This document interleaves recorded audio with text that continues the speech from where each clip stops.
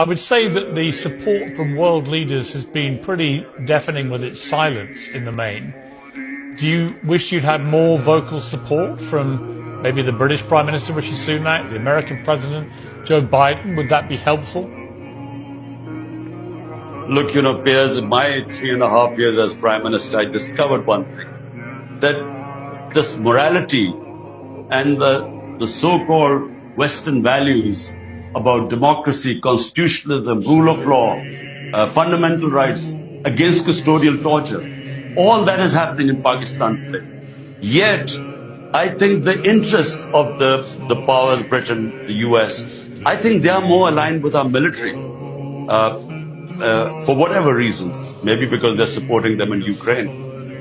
I always wanted an independent foreign policy because 80,000 Pakistanis died when we joined the US war on terror, and I was against it. So I think maybe that they feel that their interests are more served by the current regime. And whenever that happens, all these professed values go out of the window. My message is simple. Firstly, countries only sort their problems out from within. But the professed values of United States and United Kingdom, I repeat, is democracy, is fundamental rights, rule of law. I mean, whenever they criticize Hong Kong or China with the Uyghurs or Russia, they always talk about the lack of human rights and fundamental rights and lack of democracy.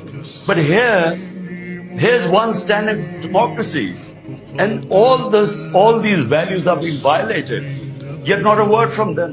But I didn't really expect much, because what is happening right now is we are basically fighting for rule of law and democracy.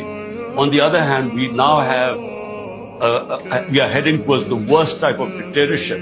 It's a banana republic right now, where the judges now are no longer independent. They are threatened. Media is completely muzzled.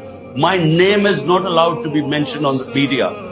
And you can't demolish the biggest political party by the steps they've taken, these draconian steps. So therefore, what is at threat is our democracy, our future. So there's no, this has been one of the most toughest years of my life.